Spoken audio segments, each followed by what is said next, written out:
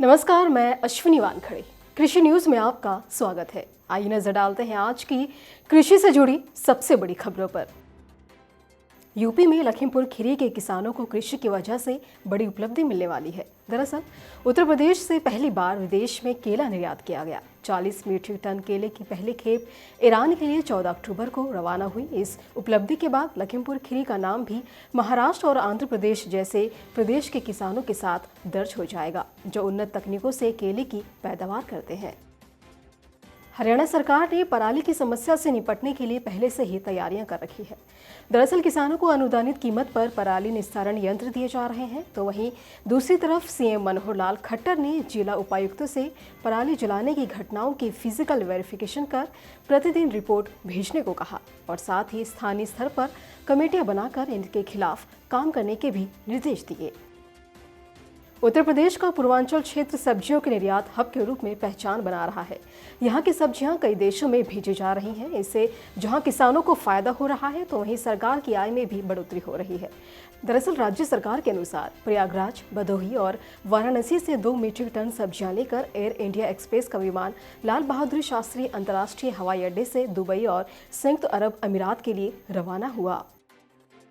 कृषि जागरण की टीम ने आज हरियाणा के झज्जर के कई ग्रामीण क्षेत्रों में विजिट किया, जहां उन्होंने ग्रामीण स्तर पर छोटे व सीमांत और साथ ही प्रगतिशील किसानों से बातचीत कर कृषि से जुड़ी उनकी समस्याएं जानने की कोशिश की और साथ ही उन्हें खेती से जुड़ी और सरकारी योजनाओं से संबंधित जानकारियों के बारे में भी जागरूक किया।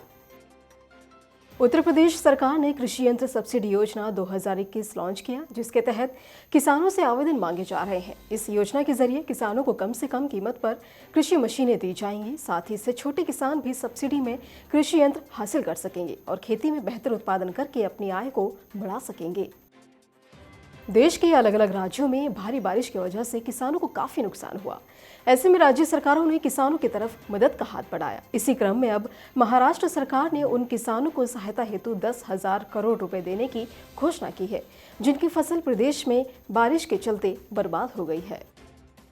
किसानों की सहूलियत को देखते हुए हरियाणा सरकार ने मेरी फसल मेरा ब्यौरा पोर्टल को 17 अक्टूबर तक के लिए खोल दिया है, ताकि रजिस्ट्रेशन से वंचित किसानों की भी समस्या का समाधान हो सके।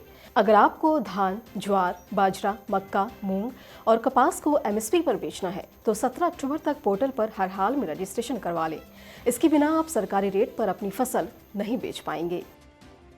हिमाचल प्रदेश में इस बार एक तो गेहूं का बीज किसानों को 2 रुपए महंगा मिलेगा, ऊपर से सब्सिडी भी 2 रुपए कम कर दी गई है, जिससे कि किसानों को प्रति किलो बीज पर 4 रुपए की चपत लगेगी। इस बार गेहूं के बीज की कीमत 33 रुपए प्रति किलो कर दी गई है, जो कि 13 रुपए के अनुदान के बाद किसानों को 20 रुपए प्रति किलो के हिसाब से दी जाएगी। राष्ट्रीय राजधानी दिल्ली में अक्टूबर के मध्य में हवा की गुणवत्ता खराब हो चुकी है। दरअसल मौसम विभाग के अधिकारियों ने कहा कि दिल्ली में हवा की गुणवत्ता इस हफ्ते बहुत खराब श्रेणी में आ चुकी है। गौरतलब है कि पिछले 2 दिनों में पराली जलाने में तेजी से वृद्धि हुई, जिससे कि शहर की बिगड़ती हवा में 14% तक का योगदान हुआ है। इसी तरह के अन्य खबरों के लिए जुड़े रहिए कृषि जागरण के साथ। धन्यवाद।